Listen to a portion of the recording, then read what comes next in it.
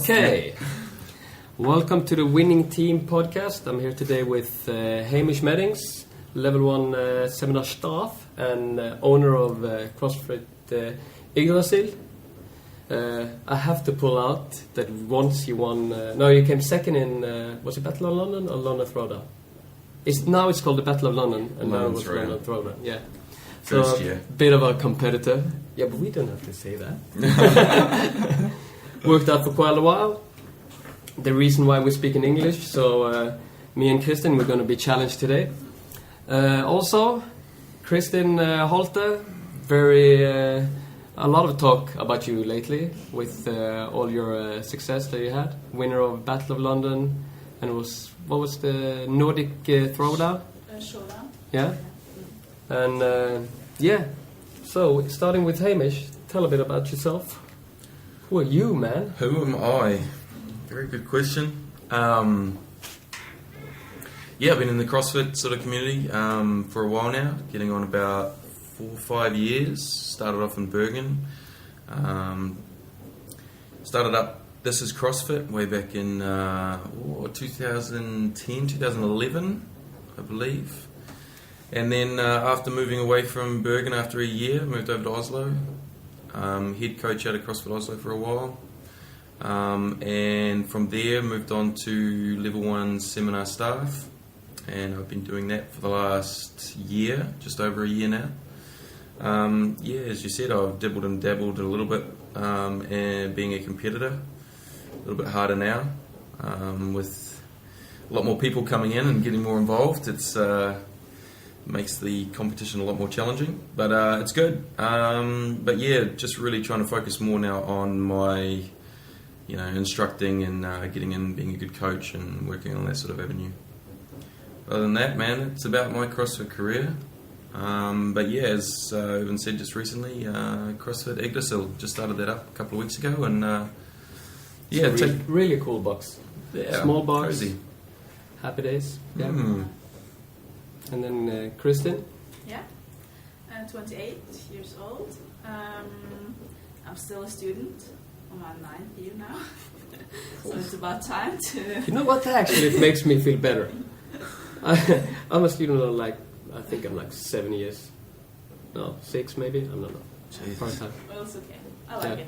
Yeah, but I'm finished after the summer now with my master degree in clinical nutrition in the University of Oslo. And I also have a bachelor degree in sports biology from the Norwegian School of Sports Science. And I started CrossFit about 2 years ago in May 2012. And I loved it from the first time I went to CrossFit Oslo. And I've been doing a lot of different kinds of sports from I was a little girl. Yeah, but that's you've been doing. You got a very varied background. Yeah. Did you do pole vault? Yeah, I've been doing gymnastics since I was 6 years old, and been doing some football and athletics from I was 11, and pole vaulting was my the thing I was doing mostly the last years of my career. Pole vaulting. I'm not joking even. It used to be a dream for me to do pole vault and ski jump. You got the balls to do the ski jump? That takes a big set of kahunas to be able to get off that ski jump. Yeah, but the ski jump is I think you have the possibility of landing pretty early if you want to be a sissy. Well, I don't know, man. That takeoff is a big takeoff, and there's no sort of starting halfway down, man. But pole vault, the other one, is that is crazy. But I think I would just go the other way, maybe. Sure. Annie came from a background in pole vaulting, didn't she? Yeah, that's right. I mean, I can imagine it would transfer over very well just due to the fact that you need an insane core to be able to do something like that. You know what I mean? Stabilise it while you're getting up and over. I can imagine. I mean, that's, I think, one of the big secrets to CrossFit, having an insane core. Yeah. I think that's how you bring it to the table, and it makes you so much of a better athlete at the beginning for it. You know what I mean? You walk straight into it. I remember the first day you walked in, did Fran, blew my mind. Yeah. But it seems like people that come from different backgrounds have a tendency of just picking up things faster. because you used to be able to adapt into different situation, being able to understand how the body needs to move in body awareness. Body awareness, exactly. It's a big thing. Not many people have it. I imagine that also comes with being a pole vaulter, knowing where your body is. As well. Big time. Yeah. Yeah, our gymnastics is maybe the biggest one. That is all about body awareness. Awareness, maybe. So Yeah, definitely. But it's like when you came, it was you started a couple of years ago, and it just went boom straight away, didn't it? You had success fairly quickly. Yeah, well, I didn't start competing right away, but You were competing with me. yeah, I did. Yeah, I remember that. And we were pretty close in the beginning. Yeah. Well, hey, let's get this right. Yeah. In her beginning, we were close. I was already a couple of years in. Well, you did beat me in a lot of stuff, but I think that drove your passion to kick my ass even harder, and that's why you surpassed me pretty quickly after that. Yeah. I remember when you moved to Oslo, and it was like, I'm working out Kristin, and she kicks my ass, and I'm like, I don't even want to go up in a workout against her. If she kicks your ass, which I've never kicked you in a workout whatsoever, that could not turn out good. And we did a workout together. Yeah, we did. It was we did like a deadlift box jump over. It was a heavy one. It was a heavy one, Yeah. and but I did like 120 kilo deadlift, and you were 100. When I was like on 12 deadlift, she was like going to box jumps over. I have never been that annihilated in my life. It was so I was like, oh man, I'm not sure. It was fun though. It was a really good workout. Yeah. We got through it in the end. You got through it fairly quickly, and after went out for a drink, had a snack, came back in, cheered me on. No, but it was good. It was a lot of fun. Yeah. But yeah, you got to think about it, put that into perspective. You know, I've been training for a couple of years beforehand, and I had my own box. Urban was there as well, and I always used to be top of my own box. You know, like even in Norway, not many people could actually beat me at all. You know, Krista and whatnot would have their scores, and there was a couple of other boys. But and then all of a sudden I come to Oslo, and all of a sudden a girl's, you know, walks into the gym and is not far away from kicking my ass, and then starts to basically walk past me pretty quickly. Yeah, my pride took a big hit. Yeah, that took a little while to get over. but that's the funny thing with CrossFit, I feel, is that your pride will take a big hit at some point during the workouts, but then you realize, that that's just nobody cares except you. Exactly. And I find that being in an environment like CrossFit is just make it so much easier to be objective with your training, which is has an interesting question. Are you currently programming yourself, or you're following someone else? Do you have a coach, or? I have been following Invictus competitor programming for about a year now, but I'm also added some running and some other training, and I basically done my own programming, but I've had a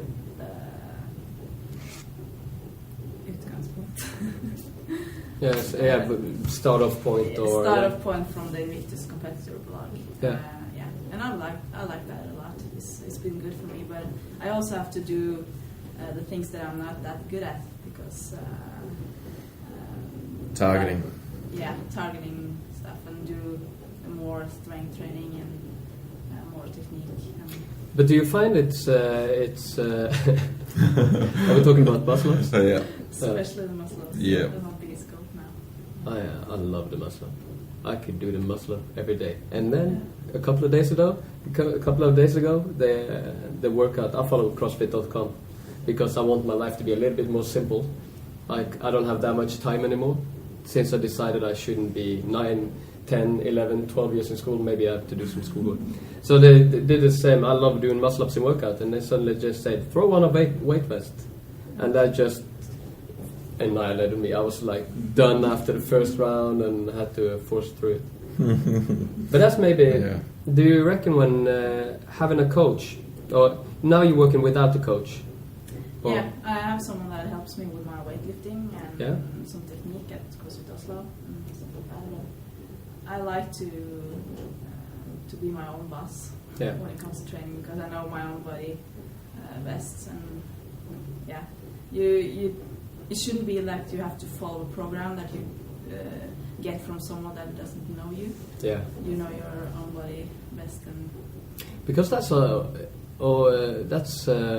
what I've been hearing lately. It's like people that pay money for a coach often get into the problem where you get a set program and you're just kind of following their structure, and it's not even aligned to your body or your skills or whatever whatsoever. It's just okay, this is the program, follow this and pay money into this account. It seems, but I'm not sure. I haven't had that much, but that's what I've heard from some people. But I don't know, like Christer, he does. yeah, he has individual programming from CJ. But he's also being tested, isn't he? What do you mean? Yeah. Yeah. Well,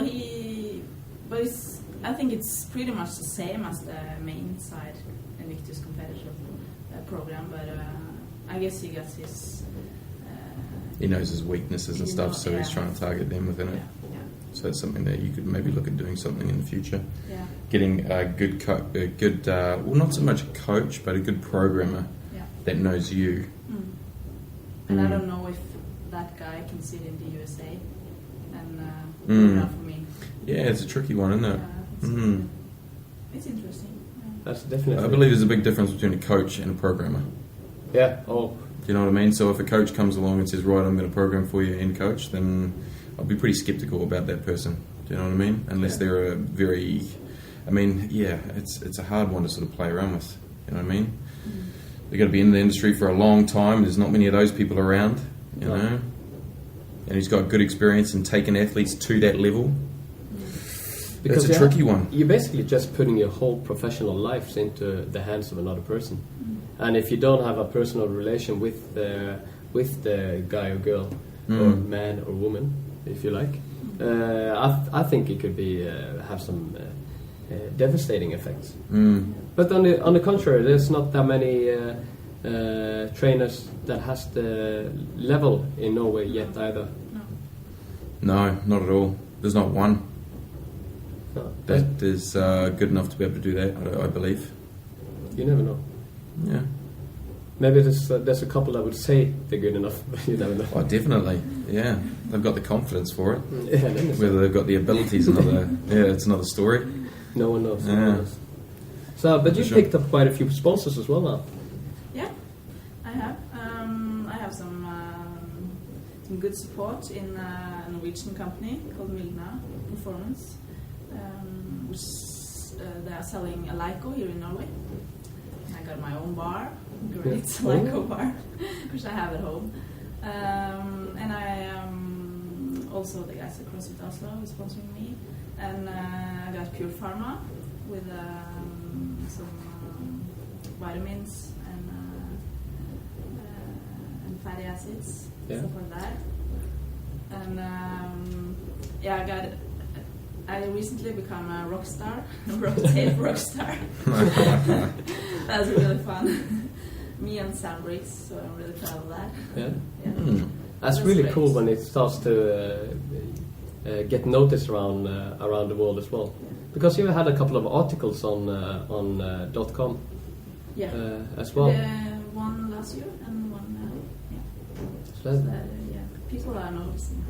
Yeah, definitely, and such a growing sport. Wasn't it? I think the division growed the most in Europe now this year.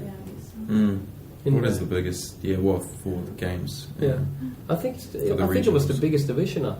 Yeah. Not 100% sure, but No, it is. Yeah. Yeah. Yeah, Krista sent out a blog on that. Yeah. On his blog.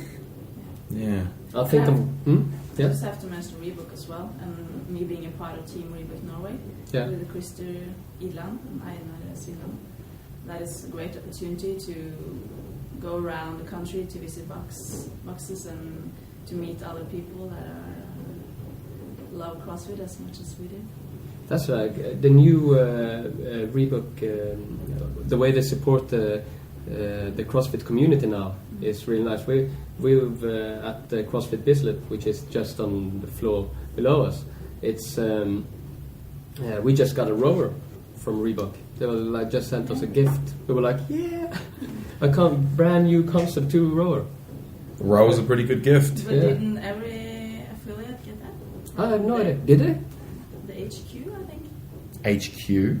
I thought it was that because Really? CrossFit Oslo did that as well. I I thought definitely it was got- because of the rower came up in the open. Maybe it was like a sign. Ah, did you get them before the Open? No, after. After. I think we got it We now got it just the other day. before. That's Oh. probably because CrossFit Oslo is a little bit cooler. Yeah. Most likely. Most likely. Most likely. No. I'm not quite sure about that.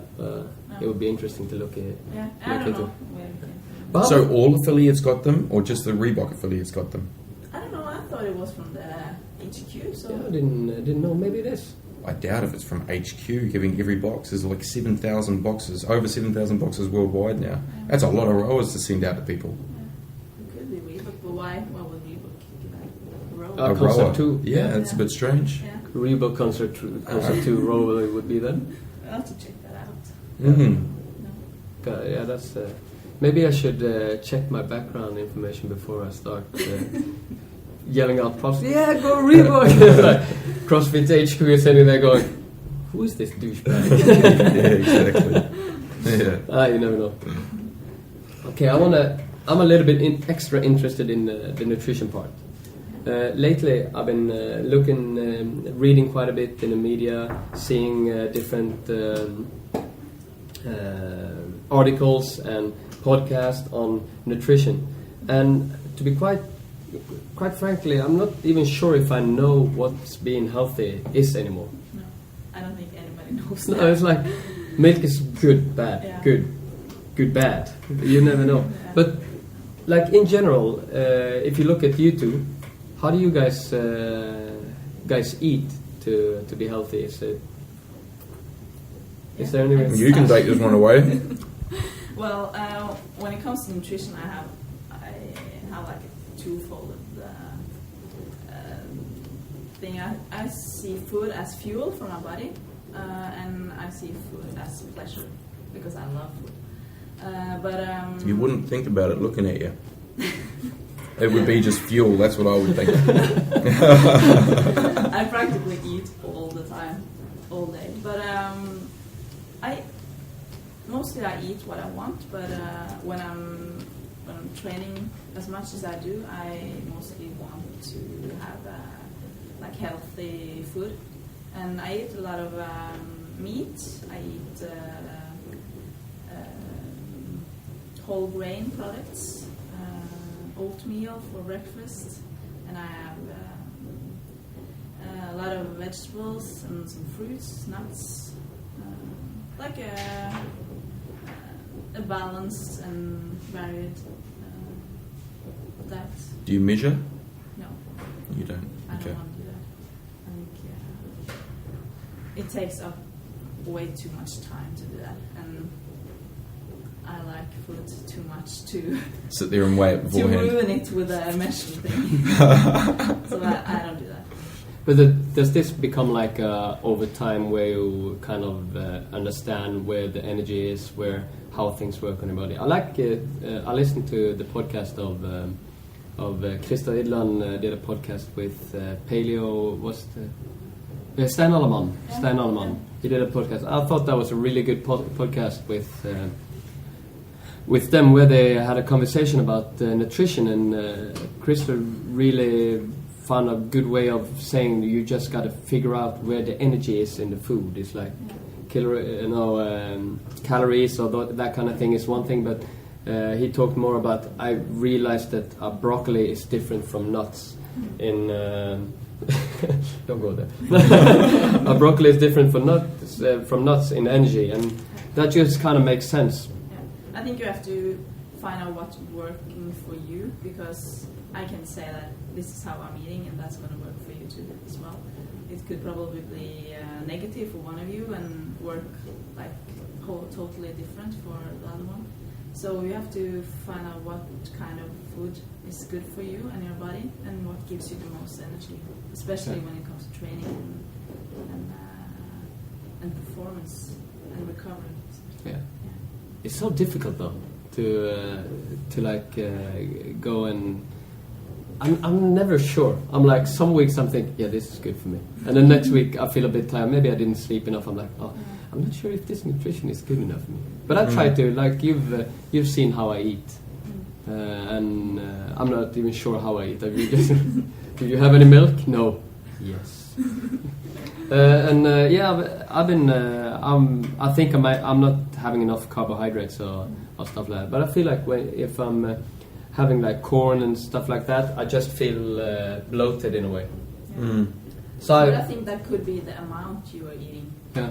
If you have eaten maybe a little less of that and just add a little bit of that into your diet, and start with a little bit and just see how that goes. And well, maybe it doesn't work for you, but at least try and start with small amounts. Yeah, because how would be a good way of kind of developing and doing? Let's say you want to do some research on yourself and say, okay, I want to find out which food is good for me.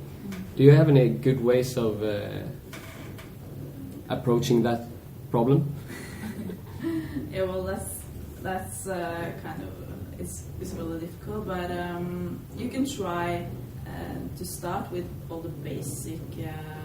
Take out like the milk and milk products and wheat and bread and stuff like that, and eat like really clean. Eat vegetables, eat meat, and if that works for you, you can try to add once at a time milk, small amounts, milk or milk products, cheese and stuff like that, and do it like one day, and you see how it goes for the next days, and then you try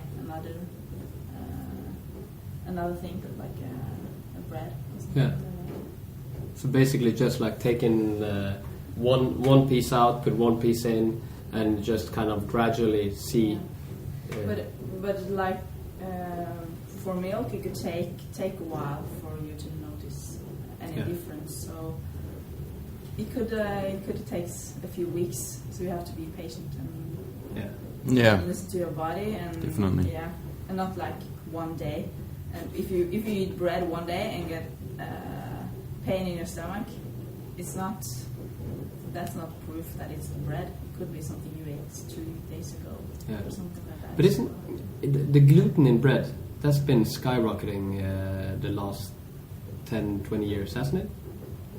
In regards to the more amount in the bread? Yeah, more amount of gluten, because they want it to swell faster, or so that they can make more bread. I'm not sure. My knowledge. No, my knowledge isn't. Yeah, let's I not don't know too much dive about into that conversation, shall we? Yeah. Or we can just wing it. It's like, yes, it's all. Yeah, exactly. How about you? Are you eating strict? You got a family as well.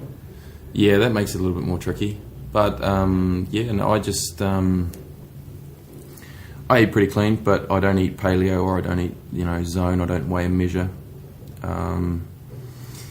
But yeah, I haven't really tested in regards to taking things out, but I find my body handles milk and gluten and stuff like this perfectly fine. Well, that I'm aware of. But yeah, in regards to that conversation before, I'd recommend the same sort of thing. If you're a bit unsure about something, but I would recommend taking one thing out at a time. Don't sit there and take out your milk and your gluten and all these other bits and pieces. Just take out one at a time and wait for a couple of weeks and see if you're feeling better, and then again start introducing it nice and slowly. Yeah. I mean, that's what we talk about on the level ones as well. Because a lot of people are a bit intolerant these days to gluten, or lactose intolerant, or bits and pieces like that. So, and normally it can be as small as it can be as big as sort of like a rash or whatever. Having a lot of mucus or anything, or it could be anything, and it could just be really small little things like having a bit of wind, later on in the night time.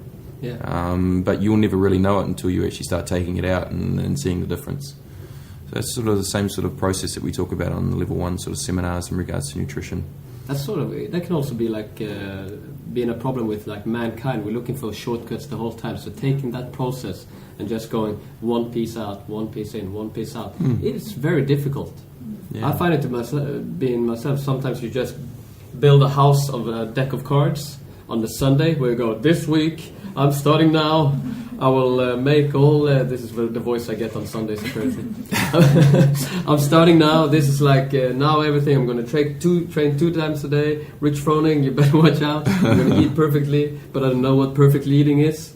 And then it's like it all falls. It's something that you're not tolerating, and it's all the deck of cards just falls traveling really quickly. I kind of find it being in all goals. So I'm wondering, like in training, would you guys chase one goat at a time, or would you like keep all of the goats, like have a list of things that you want to improve in, and kind of work a little bit on each part?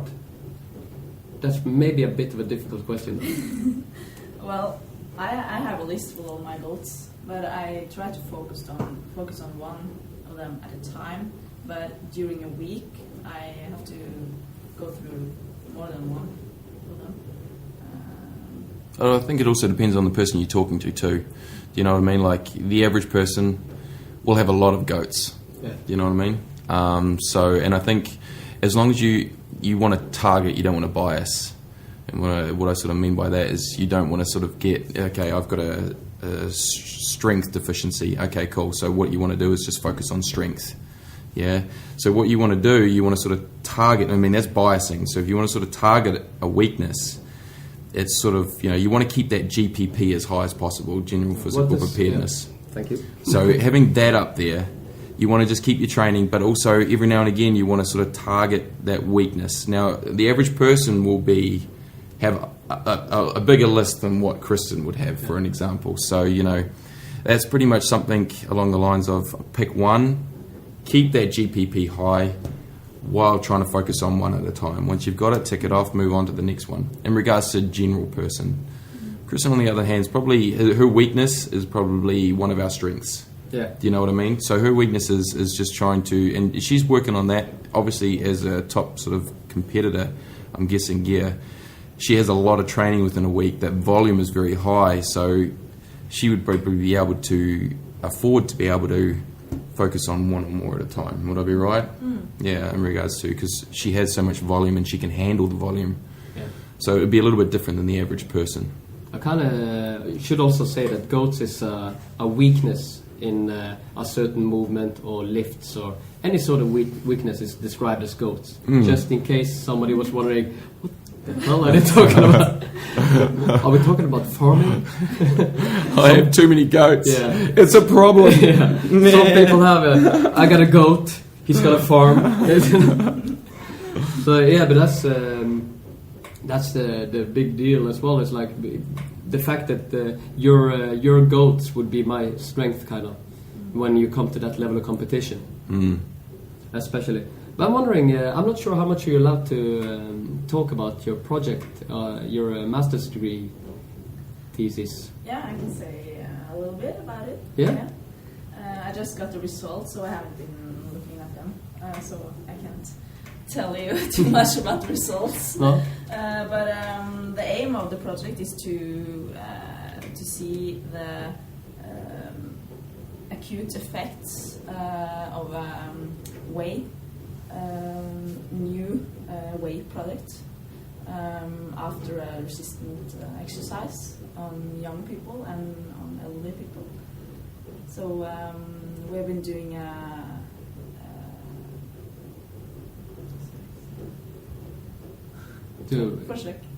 testings on. Yeah, we did some testings on. We had 22 young people and 16 elderly over 70 years old, and we tested them before Christmas, and we just got the results back from the blood samples and from the biopsies and the nutrition part. I've been doing 24 hours week calls on all the participants, which means that I've I asked all the participants what they ate 24 hours before, so the day before, and I got a lot of information out of that. I'm really excited to see what the results are showing. I think that the new whey product could be really good. Yeah, because I remember I was up doing I have some scars in my thighs from the biopsies.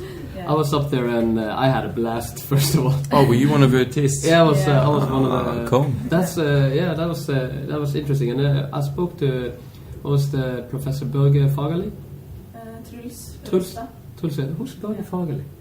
He's another. I had a note. He's like a physiotherapist. Yeah, that's. I don't remember.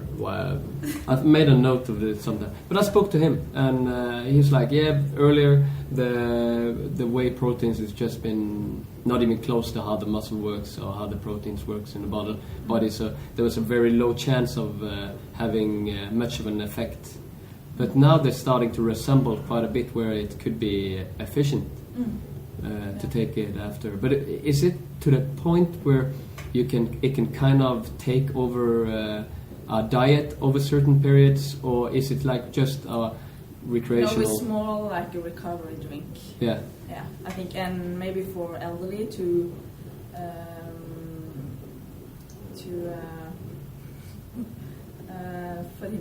forebygge.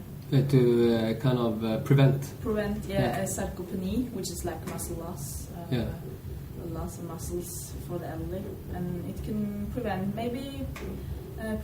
that and be better at for recovery after especially resistant exercise. Yeah, I find that because earlier I was having a conversation as like people that do a lot of workouts are using too much proteins, and it's kind of taking over their eating. And how good is it for the liver? Do we know anything about that? Or, because I heard someone saying that if you take large amounts of proteins instead of food, it can go to the point where you're getting some damage on your liver, at least. True. It could damage the liver. Yeah. That's going on. It's like, don't sub out food for proteins, but it could be working. It's going to be interesting to see the result of that test. When's the publication for the paper? I don't know. I guess next year. Yeah, I think so. Do you think it's going to be? I tried reading some papers on like technical matters like that, and I kind of fall asleep within like 10 minutes. But I look really much forward to it. This is going to be a very interesting test because it touches so many people, like pretty much everyone that goes to the gym, except you maybe, because you don't use proteins, do you? No. I just don't feel it gives me any benefit. I would rather eat like real protein rather than take a protein drink. I feel, a lot of people sub out those protein drinks, but I think sub them out for protein drinks, but I think I'd benefit more from eating the real food. I think that's the best, Yeah. But in general, like a protein drink after a workout, if you don't have anything else around, it's definitely, beneficial. But, as Irvin said, I think it would be an interesting study to sort of come out. It's also interesting the fact as well, will it work for everybody? And, probably not. That's the whole thing with nutrition, is that everybody's different. Everyone is affected with food in a different way. And so I believe it's the same with, protein, and protein drinks are exactly the same. And it's with everything, like omega-3. There's massive studies out, saying that it's very beneficial for inflammation and all this sort of stuff. And, Pure Farm is one of those big companies within CrossFit. But it's not one of those things that works for me. Do you know what I mean? I almost feel more inflamed every time I take it. When I get on a regular cycle for like a month or 2 months, I really feel I'm more sore, like for longer periods afterwards, and it just really doesn't seem to work for me. I'm just wondering. So that's sort of the hard part with nutrition in general. Do you know what I mean? Is that who does it actually work for? And I guess that comes back to that whole testing cycle again. Yeah. Does it work for you? But it would be interesting to see how much of this is mental and how much of this is actual physical. and I'm not sure. I have no idea how you can test that. But Easy. But when you You should have given everybody else protein apart from him, and it should have been cocaine instead, and see if he has the same effects. I don't know how does cocaine work. Well, it might look the same as the protein. You become pale if you take cocaine. I'm like, Yeah, it you works. guys saw it. It worked. Perfect. But it's like lately when psychology studies are showing. I'm not sure if it's psychology studies, but some studies are showing that your genes are more intervene with your environment than you think. Like how I feel like with epigenetics, that's kind of triggers on the genes that make the genes. I'm not very good at explaining this. Talking technical. It's these. Is that the genes? Yeah, this is the epigenetics. No, epigenetics is to explain it is something that sits on top of your gene, activating it according to your environment. I think I'm at least touching remotely close to where we should be. Yeah, I think you should stop touching my genes. Imagine and with that theory, if you feel like omega-3 doesn't work, it basically that theory, to a certain degree, says that it doesn't work because you don't believe in it. It gives the placebo a completely new dimension. Yeah. Oh, definitely. I mean, yeah. But when you're talking about if you go towards competitions and think about entering a competition, if you feel good in the head, if you're mentally strong on that day, it does not maybe have that much to do with your body. It's more that what's on top of the body. With your mental state before you go into a competition, you can feel like you can go on forever, and it would be interesting to see how much of that is really like in performance, how much is mental and how much is actually the body. It's a very good statement. That's we were just talking about that before in regards to Kristen's got a mental coach as well, so she's saying that that's playing quite a nice effect. Yeah, I think that's very important to be tough in your head and to be ready, not just ready for whatever comes physically, but also mentally. That can give you a big advantage in the competitions. I can imagine. Or even in day-to-day workouts. Yeah. You know? Oh, yeah. Yeah. It's what's his name? Michael Phelps. I read a book where I didn't read a book. I listened to an audiobook. So I listened to a book, and he has his whole day, like the day of the competition, he's got his whole day set up so that he knows exactly what's going to happen at each point of the day until he goes and does the competition. And the idea is that when he does that, everything is going according to plan, so it's like winning a little bit the whole time. Everything's going to plan, and when he dives into the pool, it's just another thing that's going to plan. And he actually, on one of the Olympic distances, he actually got water in his goggles, so he couldn't see. And I think it was and that's kind of freaky. It's like you don't know how much you have to swim before you reach the goal. And they asked him, it's like, oh yeah, you got water in your goggles. How did that feel? And his answer, I thought that was kind of cool. His answer is, it felt exactly like I imagined it would be.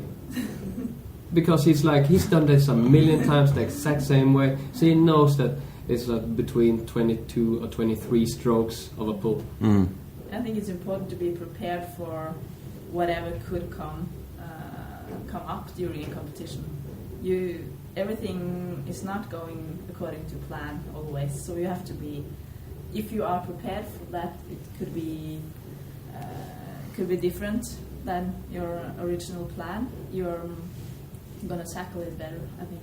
Yeah. And you have to be like nerdy when it comes to planning in a competition. Both from what to wear, what to eat, when to eat, how to warm up, stuff like that. Because every little detail is important when it comes to perform optimum. But do you have like a set when you in the day of a competition? Do you have like a set plan on how you're going about your business? Do you like get up, shower at this time, eat this? It depends on where the competition is, when, stuff like that. I plan each competition differently. So when I know the workouts and where it's going to be, I go to the internet and see pictures of the arena so that I know what to expect when I get there. And I plan when to eat, when to warm up, and stuff like that. Yeah. Serious goal setting. Yeah. When you're in a competition, you guys have been in a competition, so I only been in different competitions. What goes through your mind when you hear someone call out 10 seconds? Why am I doing this? Hamish is farting. It's like, do you focus on? Do you have anything in? Are you just thinking, okay, let's get this going, or? I get really nervous when they say 10 seconds. Yeah. And then when it says 3, 2, 1 and go, then it's all gone. Yeah. Just Yeah, it is, isn't it? Yeah, your head just when goes you into go, it. It's like, right, just go. Just focus on what you're doing. But I have that same feeling doing workouts all the time. Yeah. Every single time I do a workout, I still get nervous. Yeah. Nowhere near as nervous if it's a big, if you're competing against someone. But if I was to throw down with Kristen in the gym, like right now, yeah, I'd be freaking nervous. Yeah, for sure. Yeah, what you got to be nervous about? I'm an old man. I would be judging. Yeah, definitely. I mean, all those open wads, same thing, coming into it. And most of the times I was doing it on the weekends for the level ones. And I'd be preparing myself while we're in that last lecture before lunch, you know what I mean? And then, do you? Yeah. It's something like I experienced it. My past competition comes from skateboarding, American football, and flair bartending of all things. But in flair bartending, that was like I got in some really big competitions, and in the beginning I got so tired when I was about to go on stage. I was like, you've been waiting the whole day, the adrenaline been pumping for like 7 hours. When I got on stage, I was like I was almost falling asleep, and I started realizing, because I was listening to like hardcore heavy metal music, so I changed it up a bit, where I went before every competition I always listen to really relaxing music, and then like a couple of minutes before I go on I could step it up a little bit or change the music, but just so that I wouldn't have that adrenaline dump in the end of the day. Is that something you think about, or is that something you're going to think about now? It's like, damn you, Evan. I always have like my favorite songs to listen to before I go out in competition, and that usually works for me. I got fired up and ready to go. Does it go like this? I'm a rock star, living on the edge. I don't even know who plays this. Yeah, it sounded good, bro. Could have been. But it's a big deal. I think that's like with you, your mental toughness in the different competition, where you've been ending up winning the last event of each competition now for the last two. Yeah, and in both of them it was really close between the two of us. The one that won the final will win the whole competition, so I had to win both of them. And in both of the competitions I was a little bit behind from the start, from the beginning, but I just, especially in Nordic Showdown, I was just saying to myself, this is not event I'm gonna lose. So I found this mental toughness to just not give up, even though I was a little bit behind, and I actually managed to win. Yeah, that was some. I remember at the point that you were trailing a little bit, and then kind of working your way back into the lead. Yeah. And it was the winner takes it all on the final event. Yeah, it was that. That must have been a huge win. What did you do after? Did you go party or? No. Did you say potty or party? It's like, yes. Oh. I can let it out now. You never know. Did you go party? Was it raving? Was it glow sticks? No, it was just a nice dinner. Yeah. And, yeah. How can you even sit down after something like that? Oh, if man. If I win everything, I'm like this. Yeah. I think I I'm was just gonna. really tired Yeah. both times, yeah. So it was good to sit down and just let it sink in and just, yeah, be me. That's always the way to go. Always the way to go. Mm. How much, when it comes to recreational, like mobility, rest days, how much do you put into that? How much time or how often do you rest? I'm bad at resting. I hate rest days. So I think I should have had a little bit more rest, but I just love the training. But I'm on rest days. I usually run or do other kinds of training outside the box and do some mobility and maybe go for a swim or something like that. That's. Yeah. I like my resting. How about you? Rest days are important, Yeah. definitely. And I mean, for the average Joe, I mean, they're extremely important. You know, you need to recover, and you're not going to recover if you push yourself all the time. Normally, people's performance will start going down. But yeah, Kristen's a different case, and most top competitors have sort of trained themselves to that sort of level. You know what I mean? I'm not a good example because I love my rest days. So I take them probably a little bit more than other people due to the fact that, you know, I have a pretty busy lifestyle at the moment with my son and everything. But I find I work better if I rest more. Yeah. I mean, in general, I have a better, higher output if I work out maybe a strength in there as well on a day, but I really try and make sure I rest every 3 days. And I find that works more. If I start pushing myself too far with bits and pieces, I can see my performance going down. Yeah. And I mean, I'm sort of maybe talking in regards to people, you know, your average person rather than an athlete, you know, so I think it's extremely important. I kind of feel lazy when I take a rest day. Yeah, but, you know, rest is all sort of relative, you know, what is rest, you know what I mean? And rest could be, you know, like a nice easy 5K or a swim in the pool where you're not going, you know, pushing yourself to that extreme. You know, this is still, it's good active recovery. You know what I mean? Mobility is great for rest days and stuff like that. So this is also something that the average person can put into their, you know, sort of routine as well. You know what I mean? Especially when you just started CrossFit, I think it's so important not to just go all in and work out for 30 days in a row, and because it will eat you up, especially if you're not used to it. Yeah, people need their muscles need to grow again. You know, you need to recover in all different types of ways. And the hard part with me is that if I do a 5K or something on my off day, it never turns into an easy 5K. I'm too freaking competitive to sit there and just run an easy 5K. So I'll always, you know, a minute in, I'll be like, all right, screw this, let's go for it. You know what I mean?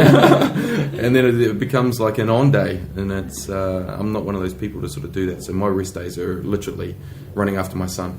Yeah. And that's how I play around with it. That's enough, trust me. That'll be a workout for most people. How do you guys do mobility? Oh, do you do mobility? Mobility's overrated. No, I'm not a mobility person. No? But yeah, I mean, I put myself into the positions enough, and I use the positions to help me out with that rather than doing any sort of additional sort of movement. But for the people that struggle into those positions, then additional sort of stretching and stuff is going to be definitely an added bonus, you know what I mean? It might definitely help me more if I do more of it, but I'm just one of these people that likes to work out and not stretch too much. But I've been lucky enough that I'm actually mobile enough to get into a lot of these positions, so you know, it's a little bit of a different story for me. Yeah, well, I'm pretty much the same. I like to work out, not stretch. But I could be better at mobility as well, but I've done more mobility now than I've ever done before. Like once or twice a week, I've done like an hour with mobility, squatting, mobility for upper body and for hips and stuff like that. And a few periods where I've been injured. I've done a lot of mobility when I couldn't train, and I found that has been working a lot on my squatting, especially, and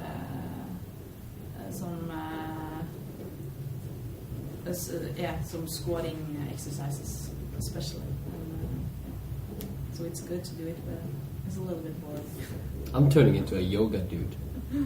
Ooh. But that's not because of geisha. Yeah. The geisha. Yeah. The geisha. He's like, but also when you gotta look at it from this point of view, you guys have full range of motion. I do not. Yeah, that's what I like, said with mine. You know what I said before. So like, if you have a full range of motion, that would be a totally different thing than someone that came into the gym and been working in an office in 75 years and now just getting ready to practice or get ready to exercise. I think it's that mobility must be so crucial to be able to have to do well and not injure yourself. Yeah. I think it's very important to prevent injuries, and that's the main reason why I do it, because I know that I have to do it to prevent my shoulders especially, and maybe my hips as well, and knees to be injured. Yeah, because Invictus, that really smokes your shoulders. Yeah, That's it's a lot of volume. Yeah. And I also add a little bit. So that's why if we're doing a workout and she goes, yeah, I'm just gonna go a little bit over RX on this one, and I'm like, yeah, I'm just gonna go a little bit under. And my masculinity was robbed at that moment. Yeah, but that's something. But also, when you know your body that well, I can imagine that being able to step a little bit out of that comfort zone is important. Yeah, it's very important to be able to perform to the level that you do. Yeah, but also in regards to let's just make that clear that you're scaling up the workout. Is again, she's targeting that weakness of hers, which is strength. You know what I mean? Yeah. She can still keep, the goal with most workouts is to keep that intensity as high as possible. Okay, and if you're standing around looking at the bar, your intensity or your power output is going to be going down to zero. So, and the whole idea with most workouts is to keep that intensity as high as possible and keep working through that whole workout. Now, for most people, that's extremely difficult. And that's why most workouts are scaled, well, not scaled, but, they have those lighter weights and whatnot. And everyone sort of sits there and goes, oh, I know I can do more than that. Let's put that on. Well, Kristen can do that because she still keeps that intensity up. You know what I mean? She doesn't stop. Her engine is so good that she can still go a little bit above RX and do that. But I think a lot of people sort of misinterpretate that a little bit and put on more because they can, but then they're standing around looking at the workout, you know what I mean? Looking at the barbell or whatever. So, yeah, her engine is so good that she can scale up and still keep that intensity, not stand around and look at the bar too long. Does that sort of make sense? Yeah, that's absolutely makes sense. And you see a lot of people always constantly want to do RX, and they just does a 21-15-9 workout in 2 hours. And, exactly. And that's the whole point of the workout. Yeah, at some time the power of output over time just diminishes, and you have to kind of take a step back, and that's what I always emphasize that when I'm having classes where you should just scale to your fitness and try to work with your instructor to find the way that you can best get the best power output. Exactly. Yeah, so I mean, it's always a good idea to sort of have a goal in regards to a time goal. Okay, I want the workout of, this workout to run approximately 15 minutes. Now, from knowing that, scale appropriately to get that done within that time. You know what I mean? Not necessarily an AMRAP, but scale because I want you to finish here. You know what I mean? And I think a lot of people fail at sort of doing those sort of things when not programming, but coaching and coaching their athletes through that. I think that's it's quite important. Have you noticed that usually it's the dudes that scale up and the ladies that scale down? I always say that dudes, 100 kilo bench press, 100 reps, not a good idea.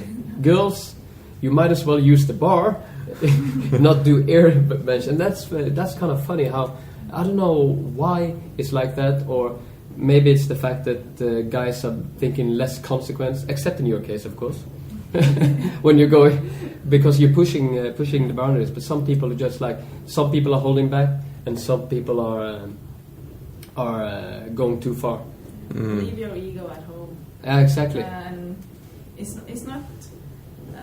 It's good to scale. If you have to scale, it's good for you, and you will get to the RX eventually if that's your goal. But it's so much better to scale and do the workout and have the right technique instead of injuring yourself because you have to do RX. It's not. You're not going to get a prize for doing it RX. No, it's the RX medal. Yeah. And that all comes down to the coach, knowing your athletes and knowing what they should do, what you want out of the workout, how are you going to achieve that and give it back into your clients. Yeah, and that comes back to when you look. We talked about personal coaches. When if you can't have the coach in the facility with you, it could be less of a good idea. Maybe not a bad idea to get some points of views, especially when it comes to analysis with the different movements and stuff. But it would be the only way to kind of have the coach there as a general. I got a question from I had an interview with a priest in Bergen, and he wrote the question online to me. It's like, Eivind, can you? His name is Dag Martin Østervold. He's one of the coolest priests I've ever met. He asked me, why the constant pursuit of excellence? That was his question. Why the constant pursuit of excellence? Yeah. Good question. Preston? You're going for excellence? You see Preston going, help! Well, doesn't we all want to be the best version of ourselves? We want to be as best as we can, as good as we can. But yeah, why? I don't know. yeah, it's like, why not? I always find that I said when I started with you in Bergen, I said that for my sake it was like, okay, I just want to see how athletic I can become. And after a while, it's like, okay, if I need to jump a fence and do a muscle up somewhere, I just want to be able to do it. Just having that feeling that you can generate power at an instant, just that's makes it worth it for me. But it's like, but you're on a different level. It's more maybe the love of the competition, maybe. Or yeah, I really love what I'm doing, the training and competition, and yeah, that's what I'm doing. And, The thrill. yeah. It's real. Yeah. The endorphins. Need it. Hungry.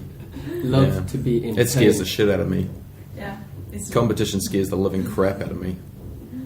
I don't know if it's a good thing or a bad thing.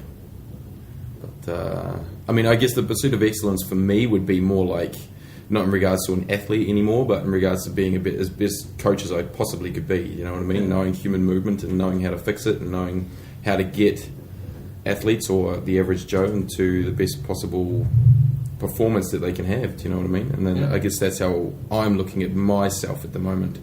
You know what I mean? Athlete, yeah, I'm going to get back in there again. Hopefully this year is my year to try and get back to where I was. But yeah, as I said, I don't know about competing. Yeah, I'll give the Open a go, but I don't know about competing anymore because it just scares the living crap out of me. But what I'm wondering is like, where's the fear coming from? What are we afraid of? Because everybody gets losing, right? Yeah. That's the problem. Yeah. That's what I've been. We have been working a lot with my mental coach. The fact that you have to be, you have to dare to lose to be able to win. Yeah. That's very important. You can't be scared of losing, and when you go into a competition, then you're already lost. Mm. Yeah, exactly. Yeah. Do you remember we had a conversation in Bergen when because I've also been there. It's like you win, you start winning, and you feel like people are expecting you to produce result in every event you're in, and then you get scared of losing, and then you lose, and then you realize that nothing happened. Yeah, exactly. Who cares? Yeah, it's like It's just yourself. it's for fun, and then if you have that being scared in that manner, and still you go and say, yeah, I'm just doing it for fun. No, you're not. Yeah. You do. But it's like it's fun as well. Winning is fun. Yeah. Losing is just a part of it. It just makes winning better. Yeah. And That's it's especially after being up so high, you know, and then coming back in, and I'm scared of getting back in there.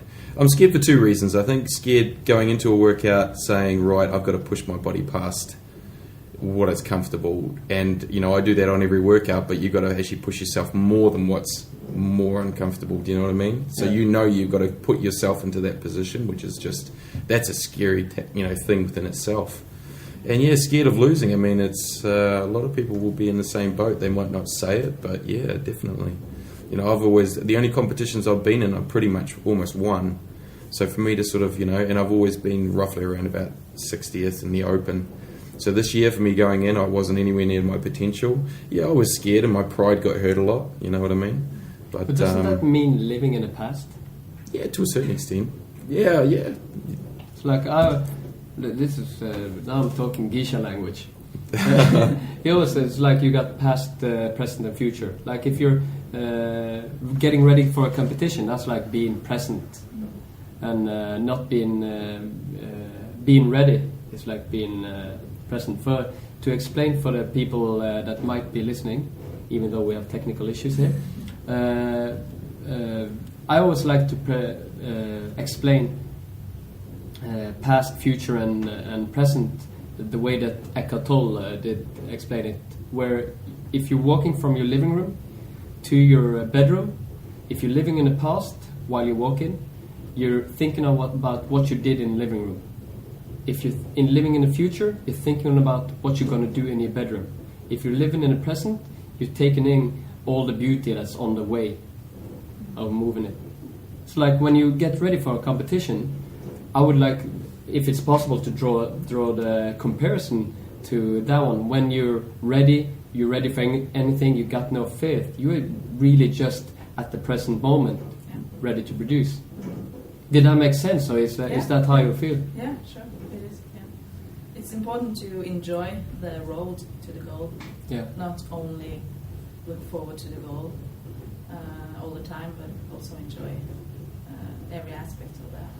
The trip there. It's all about the trip. Yeah. I remember once it was my first ever American football game, and I was in at quarterback for my first snap ever. And your first nap? First snap. So I had a nap, and that's when you go under the center, and I was playing quarterback. So and you got 3 cadence. You got down, set, go. No, 4. Down, set, go, hut. And on hut, all hell breaks loose, and I'm not even sure what's gonna happen. And I remember thinking, down, set, go, and it's like in my head going, do I really want to say hut now? Because when I do, all this is gonna like charge at me. And then I went at it, and that's like where I suddenly snapped directly into the present, and for the rest of the game. And I was like, oh, this is the best ever. And that could be like when you're in a workout, in a really hard workout, you are so there. It's like present at that time. Yeah, definitely. It's almost like meditating, kind of. It's not maybe. I don't even know what meditating feels like when I think about it. But it's almost like. But it could be in that, like doing yoga when you like, you're very aware of what's going on and very focused. Yeah. Feels very good. Yeah, when I hear the goal in a competition, that's where my state is just focused on what I'm gonna do. And I can't even hear people shouting or no, you don't, do you? No. I remember doing the same thing when I was down in London. The same thing. It was like, go, and there's so many people in the audience. Yeah. And you finish the workout and you sort of think back and you're like, I didn't hear anything. No. And you got people standing right in front of you shouting like crazy, and it's just like way over the top. It's crazy how that happens. Yeah. I think that's good. It shows that you are focused and you are focused on the right things. Yeah, on your breathing, on what's going on in your body, because that's a massive thing. You know what I can't do? I can't listen to music because I need to focus on what my breath is doing, because I can't do that if I have music on. It's just weird. Have you tried doing CrossFit workout with headphones on? I can't do it. It's no. It feels just strange. I did it in Bergen. I tried to go up Stolsekleiven, the really steep steered road, and I was listening to music. I was listening to System of a Down actually, and they were like, "That's really hardcore rock and roll." And I just take out my earplugs and I heard my right heart rate go. I was like, "Oh my god!" Put that I away. was like, and then that's when I realized that I'm so pushing the limits right now that I should just do it without it. Mm. I'm curious, how do you prepare now for the Open? Regionals. No, regional, sorry. Yeah. I have a period now after the Open with just focusing on some other things, just to get my mind off CrossFit just for a few days. I had that last week. And then I've been doing a lot of strength training and some endurance training, and I'm starting next week with more technique stuff and metcons and working on my weaknesses. Are you going down in intensity now, as in regards of heavy power output lifts and? Yeah, I'm lifting pretty heavy now, so I'm not doing too much metcons at a time now. But next week I'm starting to do some more volume and higher intensity workouts, and then I'm gonna have 1 week with a little bit less volume, and then I'm going up until it's 1 week left for regionals. Then it's just resting and prepare myself for Resting and keeping activated, kind of. yeah. Yeah. Do some technique stuff, but nothing too heavy, nothing too that makes me tired. I won't be ready and really want to perform well when I get to regionals. What do you think your chances are? Oh, it's gonna be really hard this year, but I absolutely think that I have a chance to be top 3. It depends a little bit on the workouts, but and I think it's the one that is mentally toughest that will get the. I think it's the 3rd spot that is that we are fighting about, because I think it's Sam Breeze and Annie Torrestad will get the 2 first one maybe, but. You would have to be quite heavy. It looks like with Annie, if it becomes heavy weights, Yeah. it looks like Annie can do move quite a bit. Well, yeah, she Yeah. will do better. There's a couple of girls like that. Katrine and Davis Dortier is the same. Yeah. Katrine and Annie, if it's going to be heavier, which it will be It will be a little bit heavy, but to a certain Yeah. extent, there will still be a lot of mixture in there. Yeah. So it'll just be a matter of how high you can still keep yourself on those heavy workouts.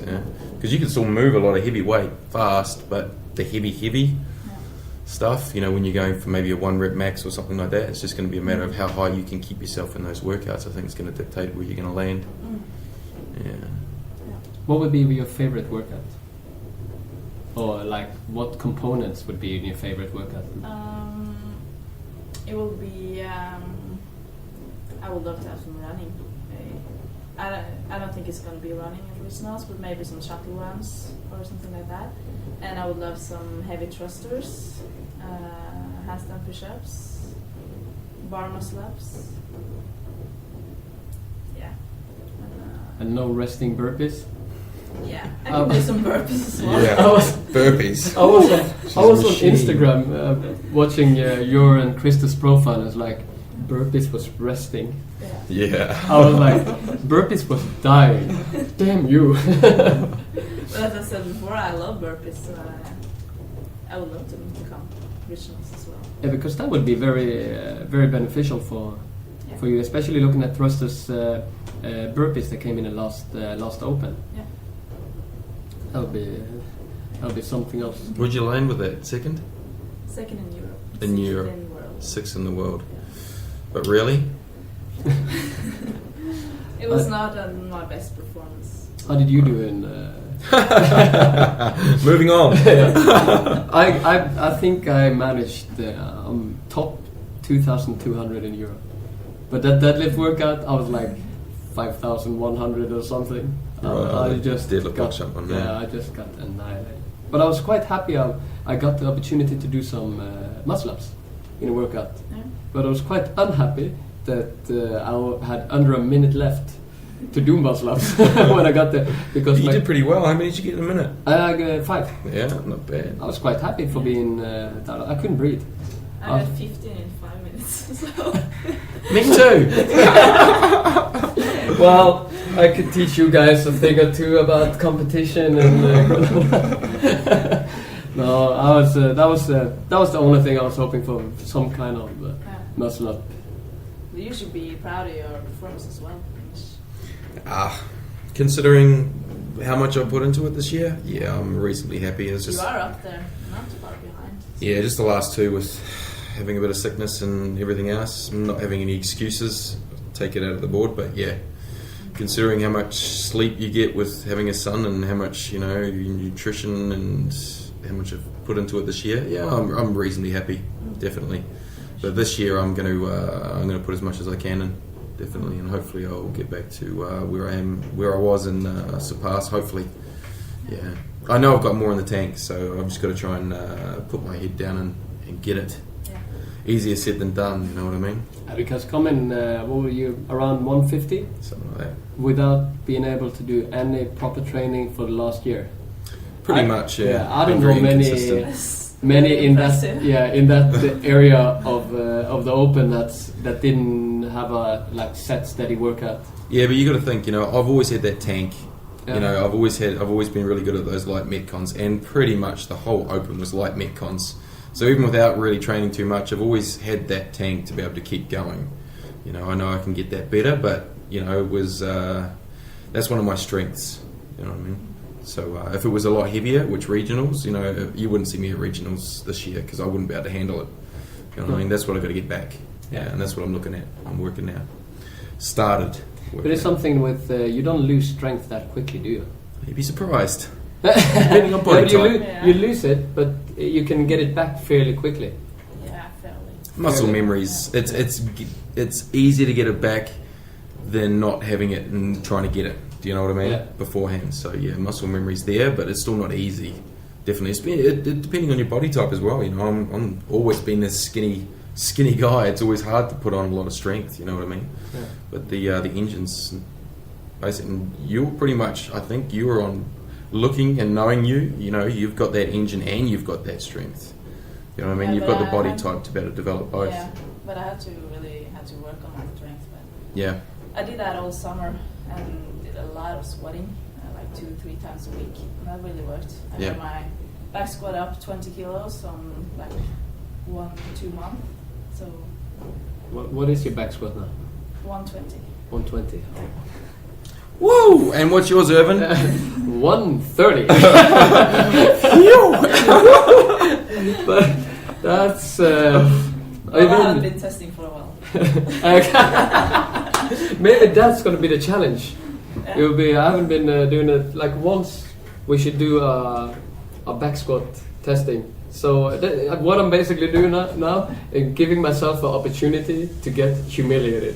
We can also do muscle ups. Oh. Yeah. Yeah, okay. One of each. One of each. Yeah.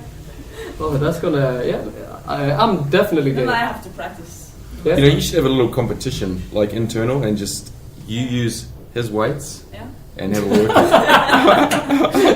You're not helping me. Can we do some? I always want a competition with some ridiculous things like running with a ball between your legs or something like that. I would like to see that.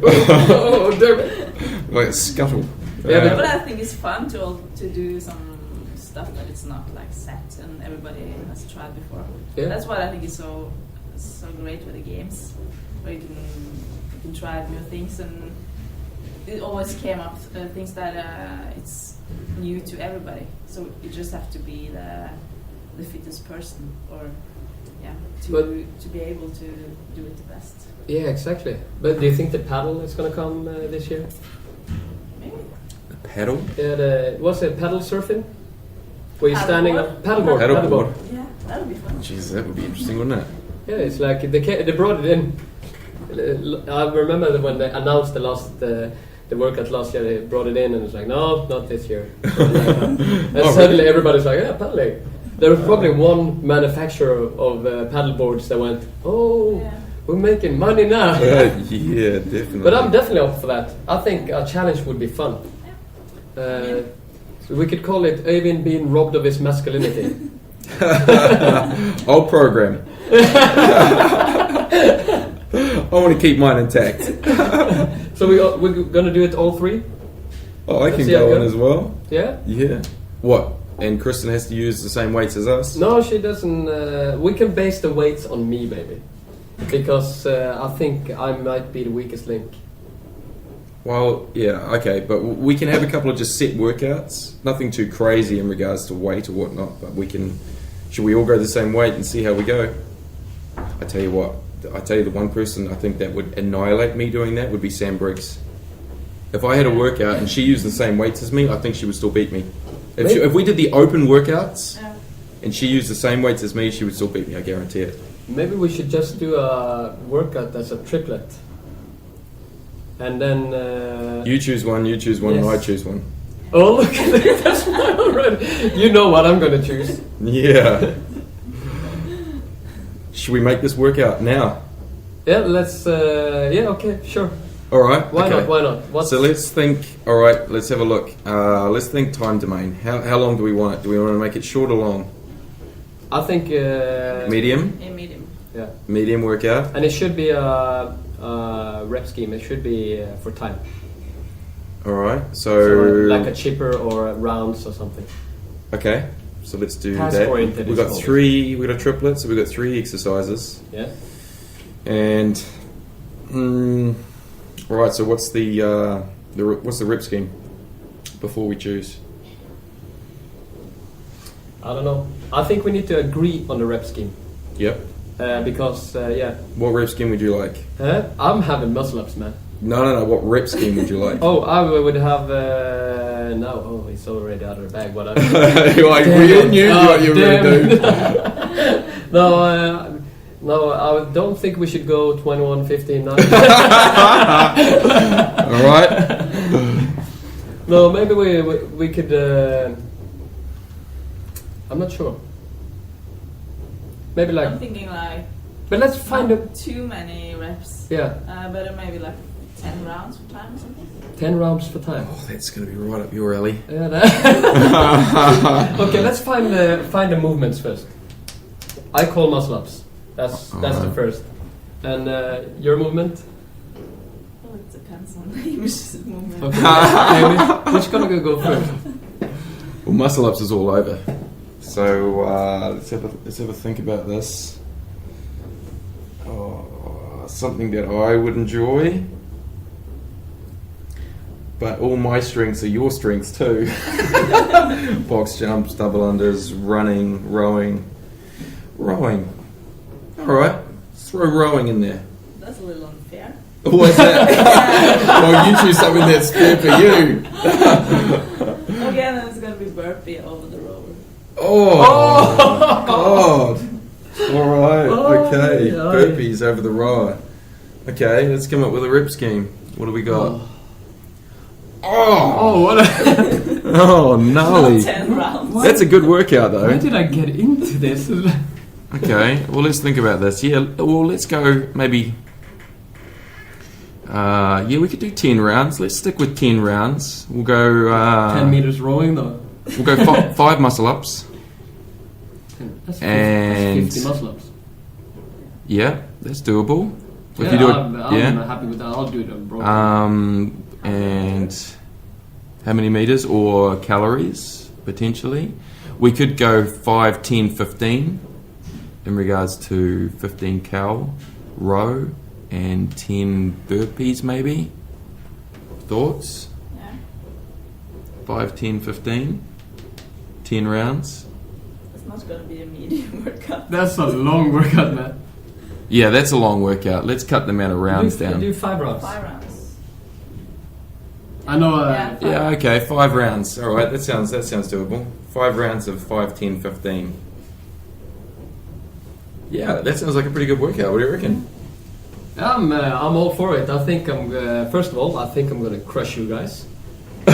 just because of my natural physical ability. I have to agree with that. I mean, look at him.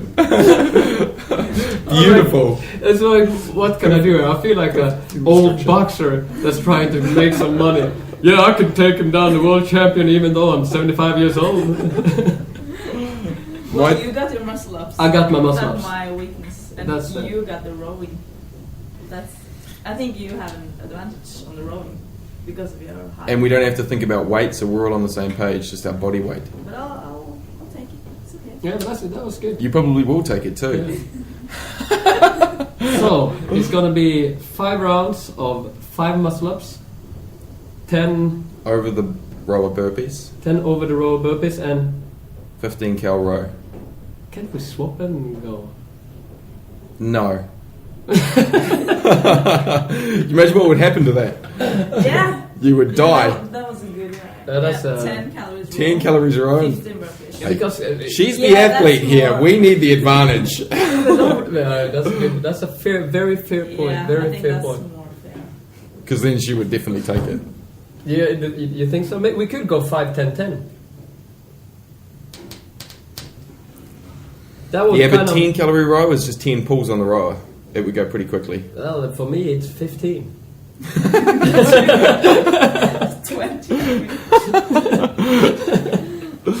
No, I think 5, 10, 15 sounds good. Yeah. So 15 Cal row. cal row. Okay. He's aiming to win. That's what Oh, I'm looking to make it, nice and even across the board. You've definitely even got the muscle ups on me, so. Yeah, that's what you say before every muscle up. Oh, you might beat me in this one, Ivan, but I didn't. Yeah, see, I try and, deep down I know I can beat you, but then I try and hype you up to make you feel better, but I'm talking, Right now, you're projecting your fear to us. Yeah, exactly. Yeah, but deep that's not down, working because we're deep down, there's fearless, no fear. Yeah. We're fearless. We're fearless. I actually spoke with Kristen on the phone, and we decided we're just going to do this, and we're going to take Hamish down. All right. Fair enough. I like it. I Bring think it. that's going to be interesting. We're gonna find out when we're going to do it, Yeah. and that could be. It's not going to be now. That's for sure. You sure? Yeah. I'm having a rest. Should we go down and finish this now? I'm hyped. Why are you looking at me like that? Let's finish this. It's my rest day, man. Oh, right. I take Respect my the rest day. Yeah, I take my rest day very seriously. I can see that. So I can reach my potential. We've been talking basically about everything now, and we made up a challenge. I'll look so much forward to this challenge. I will kick your ass. Oh, I'm sure you will. Yeah, definitely. I know you will, Erwin. We got 2 high rows and 1 low row. I'm gonna take the low one, and you can take the one that's really high. Maybe put it on some boxes as well. The rower? Yeah. Oh, right, to jump over, of course, yeah. Climb over it. Nevertheless, I am very grateful for you guys to stop by to have a conversation with me. It's a pleasure. Yeah, It's awesome. happening. Cheers, bro. Thanks for having. Yeah, good luck. Where can you get information about CrossFit Yggdrasil? On the website. On the website, Yggdrasil.com. CrossFitYggdrasil.com. Cool. And it's possible to follow you on... Yeah, I'm on Facebook. I have an athlete page, Kristin Holte, there. And I'm on Instagram, Holte Kristin. Follow me there, and also on Twitter. Not very Twittery, but I'm there. I know the feeling. I'm not very Twittery either. I don't think I've had an account. No, I just signed up, actually. Yeah. With the gym signing up, I decided, it's about time to do this as well. Yeah, that's the stuff. And Instagram as well. Same thing. I just learned how to use it. I have no idea. No. I got nothing. I like it. Also, you can find all of these podcasts at thewinningteam.no, where we're working on podcasts, and we're going to do some other interesting stuff. Hopefully getting towards charity in a while. It's going to be very interesting. And we're working on setting up the iTunes podcasting, so it's possible to listen to it while hanging around, walking, doing whatever. So just stay tuned. Follow us on Facebook, The Winning Team. If you search on that, you come to the Winning Team page. You will be able to know everything that's going on with the Winning Team, all the new guests, and there's also a new thing where you can ask the guests questions when we announce the guests coming to the winning team. So with that, thank you so much for coming, and let's go down and not do a workout. Sweet, that sounds good. Nice. All right, so I guess all this food